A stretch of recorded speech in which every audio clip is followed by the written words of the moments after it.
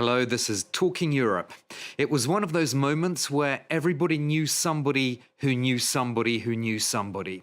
On the night of Friday the 13th of November 2015, France's worst peacetime massacre occurred when suicide bombers struck a concert hall, a stadium, bars and restaurants, murdering 130 people and injuring hundreds. One of my colleagues was killed. Mathieu Hoche worked in our TV gallery just a few meters from where I'm sitting now. The same year, France was traumatized by the Charlie Hebdo attacks, and of course many terrorist atrocities have happened since then. 58 attacks were reported by 14 EU member states in 2024, according to Europol. Coordination between EU members is key, and that's really the role of my guest today. Bartjan Wegter is the EU Counter-Terrorism Coordinator. He's been in this job since March 2024. He's a senior Dutch diplomat and worked in top roles at the Netherlands mission to the UN and to its delegation to NATO. He joins me from Brussels. Bartjan Wegter, thank you so much for being my guest. A lot of people are still struggling with the trauma. They couldn't go back to work and so on. What are your thoughts on this 10th anniversary? Thank you, and thank you for having me here. Indeed, you framed it correctly. I mean, these events were traumatic in the first place for France, but also for the rest of Europe. I think had a huge impact on our society. Of course, my thoughts are with the victims in the first place, victims who are still suffering, some who survived, family members, of course. And my thoughts are always with them in the aftermath of any terrorist attack, because, as you rightly said, the terrorist attacks have continued, although in a different form over the years. So we're not free of terrorism or the terrorist threat. It's still there. I think what is important is that the attacks that took place 10 years ago have really been a game changer, if you will, as far as cooperation at the EU level is concerned. I think it really triggered a lot of efforts at EU level among member states. Yeah, let's talk a bit about those efforts. Of course, national security remains the responsibility of member states. And one of the big challenges that you still have 10 years later is that there's no genuine shared intelligence mechanism. Is that hampering you in understanding what's really going on? As you rightly say, this touches the core of national security, meaning the core of member states' competence, and that's the way it should be, because it's a part of national responsibility to protect citizens in the first place. That being said, there's a lot that can be done, and it has to be done, and that is being done at European level when it comes to information sharing. The EU has no role when it comes to intelligence collection or sharing. That's really up to member states. So it's each and every member state for itself that decides what to share with whom and at what instance and in what quantity. What we do at European level, we use the intelligence that is being shared by member states through the mechanisms that have been set up at EU level. And we build on those. Also, I do the same in my work in engaging with third countries, with partner countries, and of course in engaging with member states themselves. Another issue that you've highlighted, which is still a kind of obstacle perhaps 10 years after those attacks, is access to data. And of course, that is also a question for member states, isn't it, who like to guard this privacy as a kind of national preserve. So again, I think you've said your investigators are being sometimes quite seriously undermined in their quest for data. Is that correct? So my role is really to address any gaps in our response to counterterrorism. And if we see now, and that's what I'm being told by law enforcement throughout the EU, that investigations are becoming more and more difficult. Why? Because they involve digital data, which are often encrypted. Then we have a problem because, of course, privacy is critical, and we should be happy that many of our communications nowadays through digital platforms are in fact encrypted. It protects citizens, it protects our privacy, and it protects us also from cyber attacks.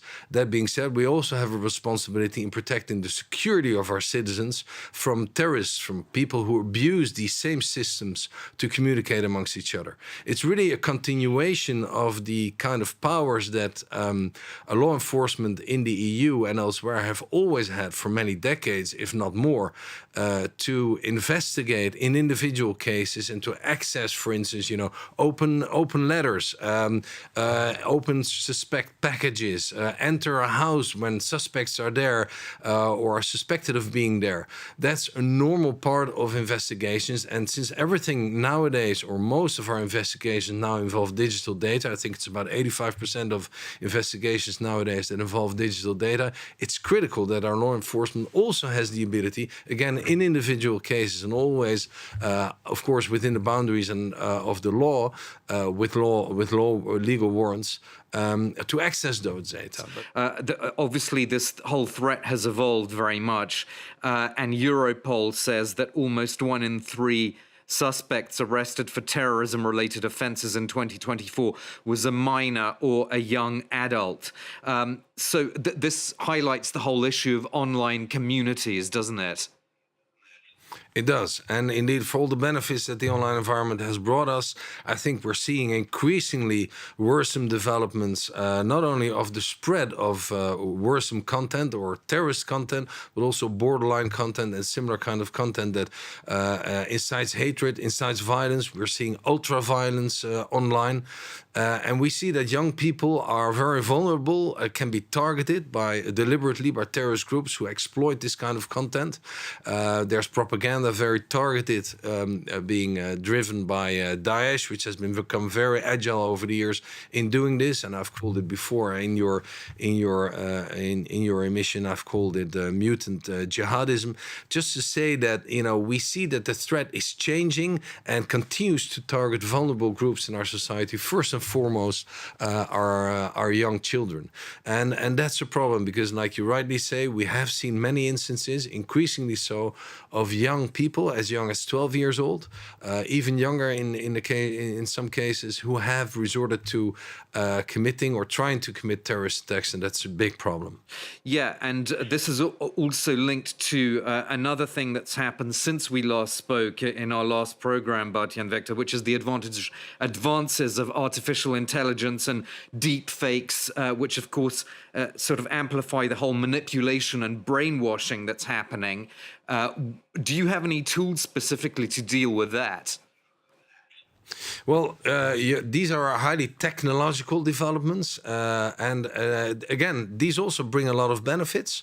But we need the tech industry to also recognize that these technological developments always pose challenges as well. And it's those that we need to address together. So we can regulate at EU level or national levels some of these new developments. But in the end, it's a matter of adapting our law enforcement, our rule of law, if you will, to these new technological developments, making sure that they are incorporated in the systems that we have put in place. Why? The bottom line is always to ensure the security of our citizens and to protect them and to protect our young people. So AI is a development that offers many opportunities, but it's important that we bring the tech industry together, and we have platforms that we have put in place at EU level. We have the EU Internet Forum, for one, where we dialogue with industry about these issues, because it's something that very often we have together to find the correct answers to how to deal with them. You mentioned Daesh, or ISIS as it's known in English more commonly. What do you think the threat is today? Because, of course, the ISIS caliphate, the so-called caliphate, actually did fall in 2019, but we've had major changes since then in Syria and, of course, the war in Gaza. What risks do you see now? Well, jihadism continues to be the major threat, the number one threat in Europe today in terms of terrorist threat. What Daesh has been very agile at has been to adjust its strategy once after the so-called caliphate had been defeated. To adjust its strategy, what it has done, it has decentralized its command structure and focused on different regions, not only in the Middle East, but also in Africa, parts of Africa, West Africa, East Africa, South Asia, Central Asia, and presented these regions as the new front lines in the jihadist fight. And what it has done separately is to focus very much on the online environment as the avenue to recruit individuals within the EU. In fact, we haven't seen the sort of large-scale concerted attacks that we had seen 10 years ago in Paris. That to a large extent is to the credit of our law enforcement, our services, and who have been very effective in their response. But at the same time, we see that the shift of strategy by groups like Daesh has been very much to realize that it's much more effective to focus on individuals who commit attacks from within the EU rather than to organize attacks from outside the EU. And that's a worrisome development. Just leading on from that, I wanted to ask you as a final point, you've covered the sort of the changing nature of the attacks, but in terms of the numbers of attacks, if we look at the EU Terrorism and Situation Report, there were fewer attacks in 2024 than in 2023. There was a decline from 120 down to 58. But then again, 2023 was actually an increase compared to previous years. So can we talk about an overall trend or not really? I would argue that the overall trend is consistent, being that terrorism remains a major threat in Europe today. We see different motivations behind terrorist attacks. We've talked about jihadism, but we also see violent extremism, violent right-wing extremism, as well as violent left-wing extremism. We've seen sort of what we call nowadays nihilistic violent extremist attacks, meaning that they are not so much inspired by ideology, but very much drawn to ultra-violence, extreme violence online. So I would argue that the nature of the motivation has changed, but the number of attacks is fairly consistent overall if you look at the previous years. So that justifies a continued attention at EU level and of course at national levels for this. So a lot more vigilance is needed. We'll have to stop there, but thank you so much for being my guest again, Bartjan Wegter, the EU's Counter-Terrorism Coordinator. And of course, we're very much covering the 10th anniversary of the Paris atrocities in our news programs, and not forgetting the many other victims of terrorism outside France as well. Thank you for watching.